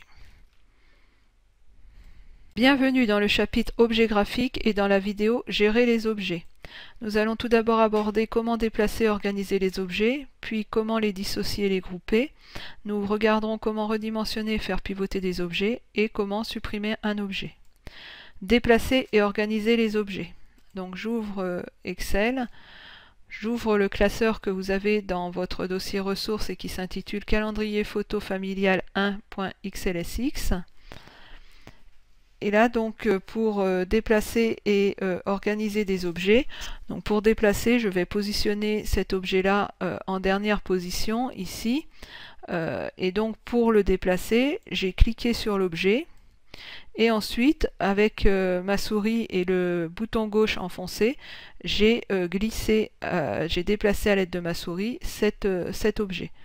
Donc, je clique, j'enfonce le bouton gauche de ma souris une fois que j'ai sélectionné l'objet. Je maintiens le bouton gauche enfoncé et tant que j'ai cette poignée avec les 4 flèches de direction, je peux déplacer mon objet. Donc là, je peux le déplacer et voilà, le déplacer où je veux. Organiser des objets. Donc là, j'ai un petit peu fait une organisation pas très jolie. Il n'y a pas d'alignement, il n'y a pas d'espacement qui est très joli. Donc pour organiser des objets, les uns par rapport aux autres, donc je sélectionne en maintenant ma touche CTRL enfoncé mes 3 objets. Et si je souhaite les aligner par exemple, je vais dans Outils, Images, Format. Et ici, j'ai un outil d'alignement d'objets qui me permet de pouvoir avoir rapidement des alignements très propres. Donc si je veux aligner vers le haut, voilà, donc là Excel m'a aligné tous mes objets vers le haut, donc en haut de l'objet qui était le plus haut. Et si je veux distribuer horizontalement, c'est-à-dire mettre le même espacement entre chaque objet, j'ai ici distribué horizontalement. Et là, Excel m'a mis un espacement identique entre chaque objet, de façon à ce que j'ai quelque chose qui soit à peu près agréable à la vue pour ce qui est de l'organisation de mes objets. Donc ici, j'ai la possibilité d'aligner à gauche, de centrer verticalement, d'aligner à droite, d'aligner en haut, d'aligner au milieu horizontalement, d'aligner en bas, de distribuer horizontalement ou de distribuer verticalement, et ensuite de faire des alignements par rapport à la grille, au quadrillage ou à une forme.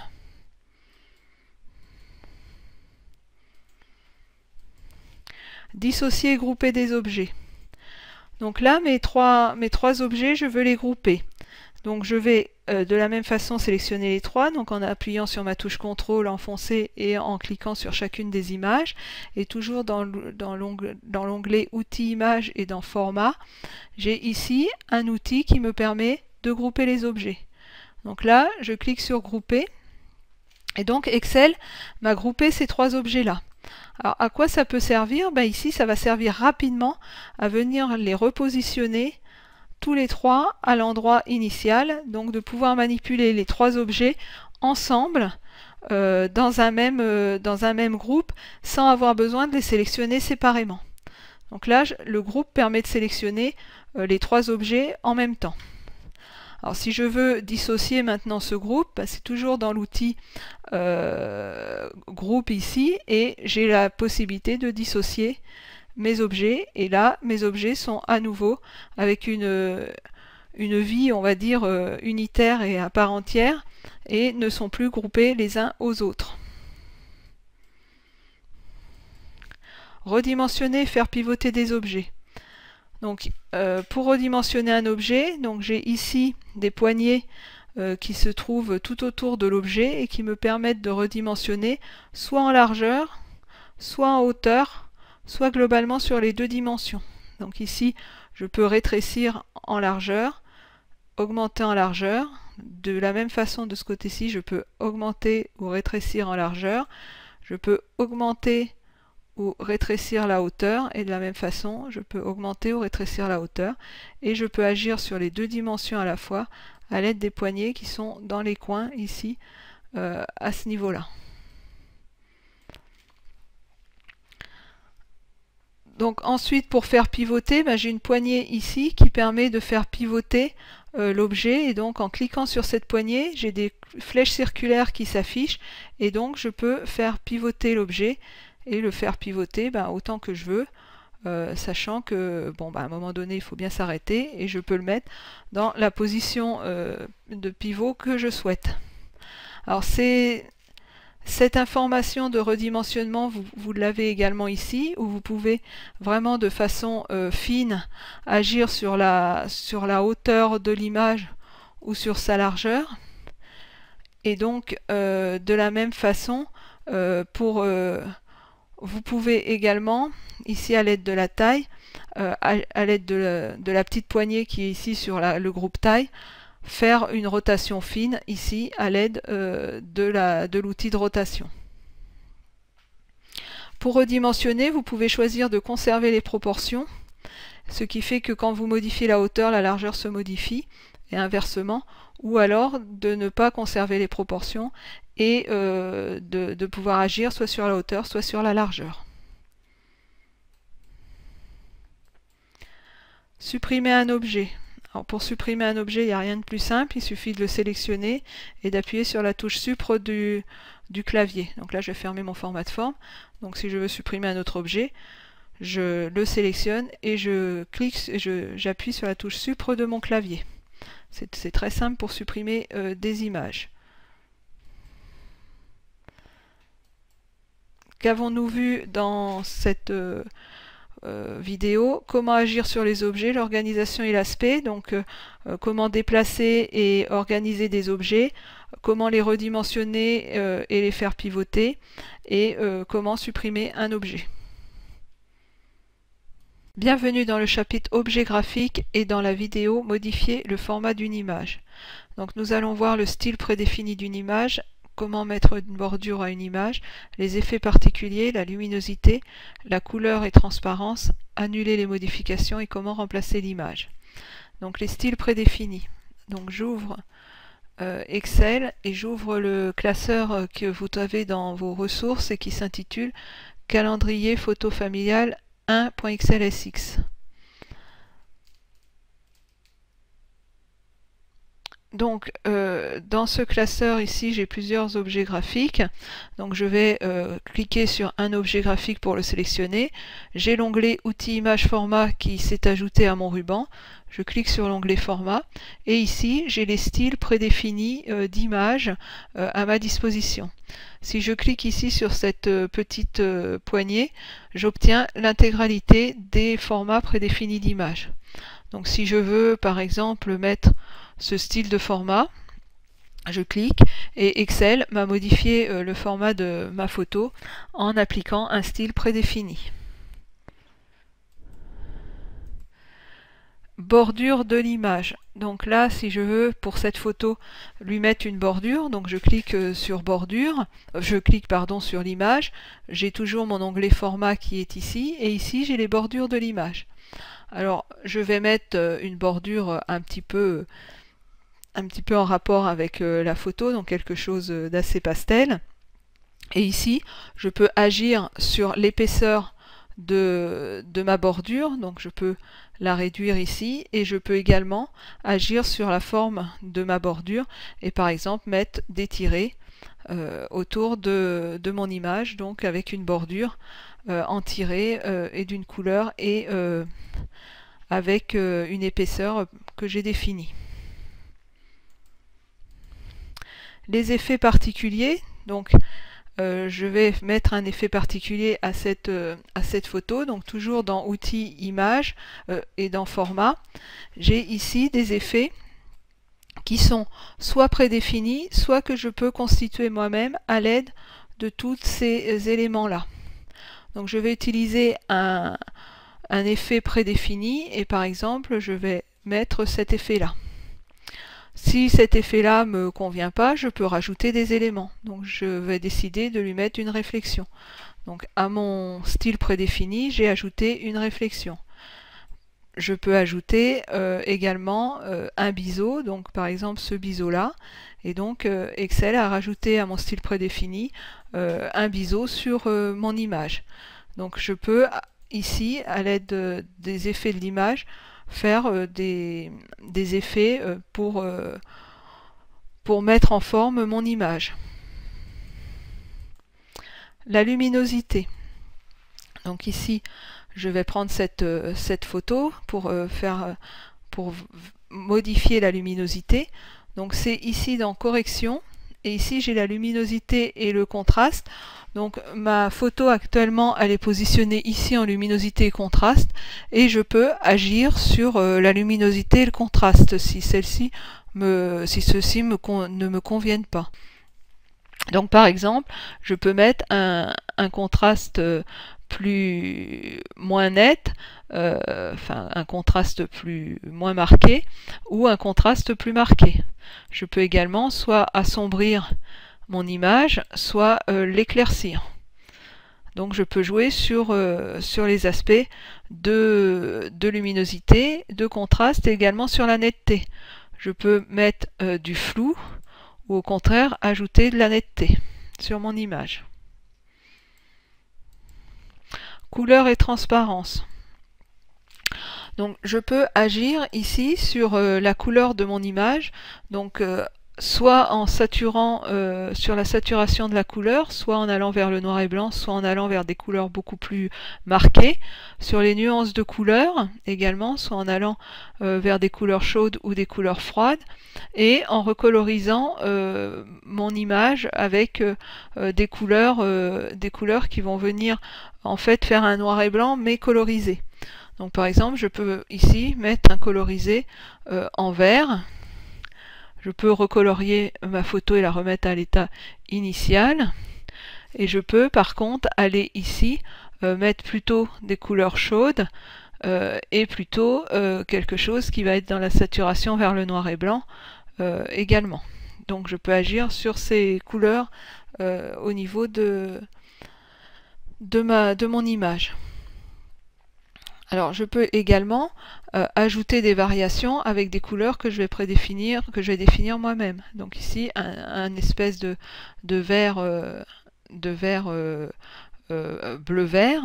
Je peux également aller vers un marron, etc. Et je peux faire en sorte de rendre transparente une couleur actuelle dans l'image. Alors il suffit que je clique sur ça, et donc là j'ai rendu transparente toutes les couleurs sur lesquelles j'ai cliqué dans mon image.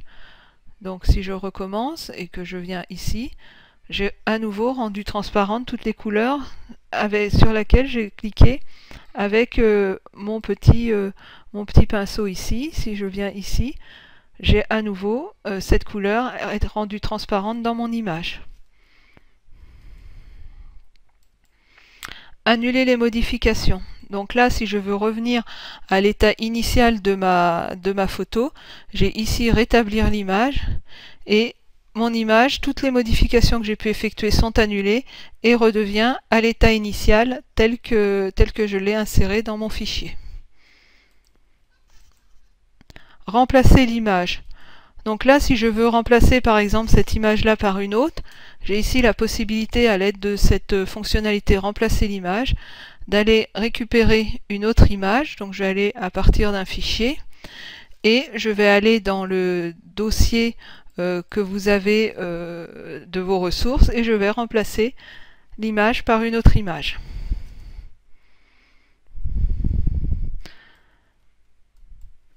Donc qu'avons-nous vu dans cette vidéo? Comment modifier l'aspect d'une image et annuler les modifications. Donc l'aspect d'une image peut être modifié sur plusieurs axes, le redimensionnement, les formats prédéfinis, des bordures, des couleurs, etc. Et donc on peut remettre à l'état initial une image simplement en cliquant sur rétablir l'image, qui annule toutes les modifications que vous avez pu faire. Nous voici arrivés au terme de cette formation Excel 2016 Initiation, présenter les données. Donc voici la conclusion et le mot de la fin.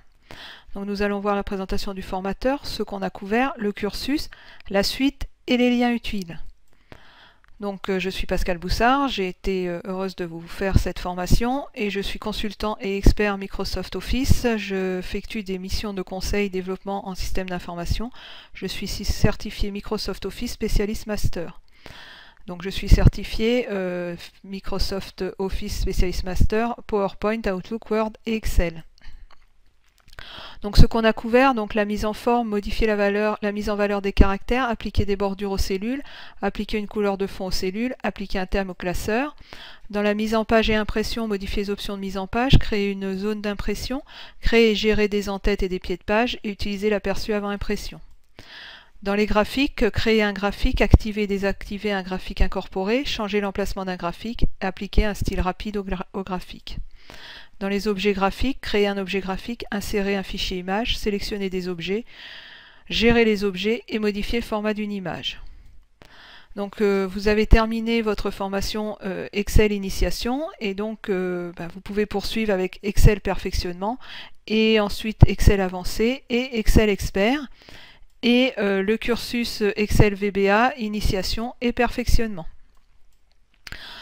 Donc Office Excel 2016 Perfectionnement donc, traitera des données complexes, de comment organiser et mettre en forme le classeur et les graphiques et objets. Donc les liens utiles vers des sites Microsoft qui traitent d'Excel 2016.